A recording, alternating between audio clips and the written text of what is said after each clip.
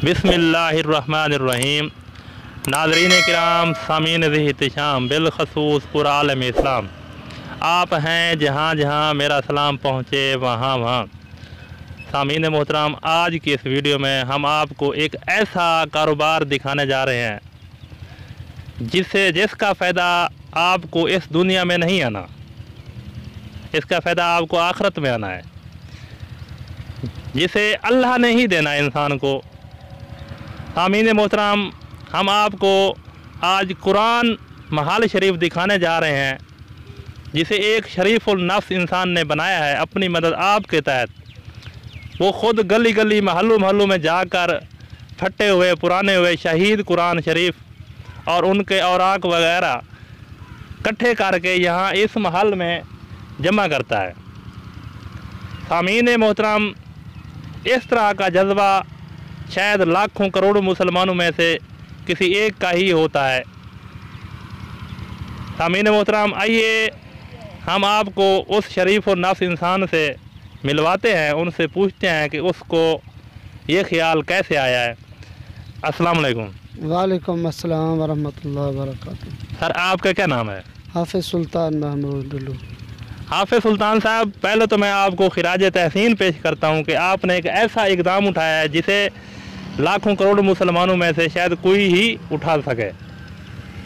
तो आपको ये सेटअप, ये कुरान महल शरीफ बनाने का ख्याल कैसे आया है? हम देखा है नहरां ते या गलियां विच जिवें अखबार इश्तिहार होंदे या कुरान महल कुरान शरीफ दे फटे हुए पुराने वर्के शहीद मिलते हैं। असां वाला एक जाते डिठे कि एक कुरान शरीफ महल बना होया, वल साकू ये सोच आई है कि असां अपने इलाके दे विच अपने घर के नज़दीक ये बना के नूं असां ही वास्ते ये बना के दे। अच्छा हाफिज़ साहब, आपने ये जो कुरान महल शरीफ बनाया है, इसकी आप सामीन को बता दें कि कुल कितनी लागत आई है, कि आपने इसकी नीचे गहराई और ऊपर की जो ना ऊंचाई आप बता दें सब चीज़ें, ताकि अगर कोई सामीन ये चीज़ बनाना चाहे तो उनके इल्म में आ जाए। हमें पूरा जो ख़र्चा है ना एस्टीमेट लगाया है, अंदाज़ा है 3-4 लाख रुपया लगा है।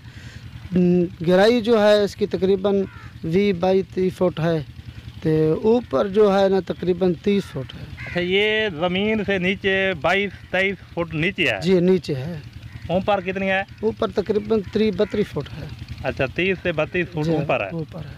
अच्छा हाफिज़ साहब, ये आपने अपनी मदद आप के तहत आपने ये तमीर करवाया है? जी, अपनी मदद आप तमीर कराया। आपने किसी की हेल्प नहीं मांगी? नहीं मांगी आपने। अच्छा, आपने तो नहीं मांगी, किसी ने आकर किसी ने ये जुर्रत की हो कि आपकी हेल्प कर सके खुद ब खुद? नहीं किया हमने। अच्छा, किसी ने भी नहीं की।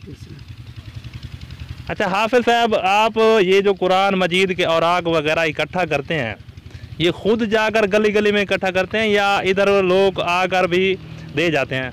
खुद जाकर इकट्ठे करते हैं, मस्जिदों में, मदरसे में, या जितना भी मालूम होता है भी यहाँ पे हैं तो तो लेकर आते हैं, फर्शे पे या रक्शे पे या मोटरसाइकिल पे। अच्छा जी, अगर कोई भाई आपको फ़ोन करके ये कहे कि हमारे पास शहीद कुरान मजीद मौजूद हैं या उनके वर्क वगैरह, तो आप जाकर वहाँ से रिसीव कर सकते हैं? बिल्कुल कर सकते हैं। तो आप हमारे सामीन को सब तो पहले अपना एड्रेस और अपना नंबर उनको दे दें, ताकि कोई भी आपसे रब्ता करना चाहे या आपको यहाँ आकर हमारा नंबर भी एक नंबर यहाँ कुरान महल शरीफ लिखा हुआ है, और दूसरा भी कहो तो मैं दे सकता हूँ। आप दे दें ताकि कोई रब्ता करना। 0307 650 79 ये नंबर है अपना। अच्छा, ये एड्रेस जगह कौन सी है? जगह लइए मनल टैल है, कोट सुल्तान के नज़दीक, चाह जाम वाला। अच्छा जी। तो आप हमारे सामीन को जो है ना अपने कुरान महल शरीफ का जो है ना विज़िट कराएं, ताकि वो अंदर से भी देख सकें कि अंदर आपने कितनी महारत से, कितनी खूबसूरती से जो कुरान महल शरीफ बनाया है, ताकि उनको भी जो ये जज्बा ईमानी पैदा हो तो वो इस तरह का जो है ना ये तमीर कर सकें। ये सामीन आप देख सकते हैं इसका अंदर का मंजर। یہ کتنا گہرا ہے؟ کم و بیش جیسا کہ حافظ صاحب نے بتایا کہ 20 سے 22 فٹ یہ گہرا ہے. اس کے اندر کم و بیش ٹنوں کے حساب سے قرآن مجید کے ورق موجود ہیں.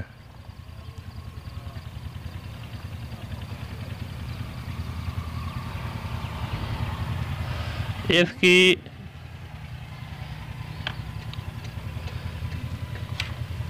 اونچائی آپ دیکھ سکتے ہیں، کم و بیش ہوگی 30 سے 32 فٹ یہ اونچا ہے. اچھا حافظ صاحب، آپ ہمارے سامعین کی یہ بھی رہنمائی فرمائیں، یہ جو آپ نے یہاں پر پلی لٹکائی ہوئی ہے، یہ کس مقصد کے لیے لٹکائی ہوئی ہے؟ ایک مقصد یہ ہے قرآن شریف جو ایک گٹو میں جمع کر کے فرقے کے تحت نیچے رکھتے ہیں کہ بے ادبی نہ ہو، میں بھوکل نہیں مارنے، تاکہ ان کو آپ اچھالتے نہیں ہیں، بالکل آہستہ آہستہ آرام سے آپ جو ہے ان کو نیچے جا کر رکھتے ہیں، دوسری کنڈی سے وہ اس کو پلٹتے ہیں. اچھا جی.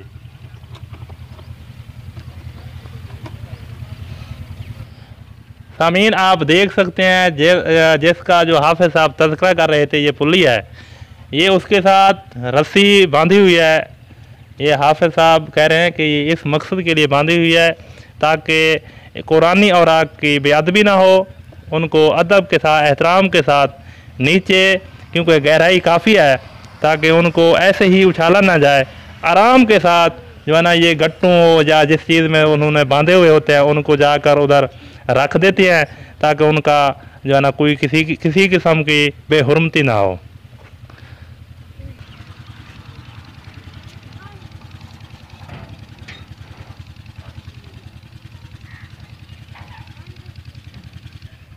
سامعین محترم، حافظ صاحب نے ایک اور حجرہ نما ایک کمرہ تعمیر کیا ہوا ہے، ان کے ساتھ ایک علیحدہ سا کمرہ تعمیر کیا ہے. اس میں آپ دیکھ سکتے ہیں کہ اندر کافی تعداد میں یہ گٹوں قرآن پاک کے اوراق اور قرآن پاک کے موجود ہیں، یا اسی طرح کے جو قرآنی یا آیات وغیرہ کسی ورق پر لکھی ہوتی ہیں، یہ کافی تعداد میں موجود ہیں.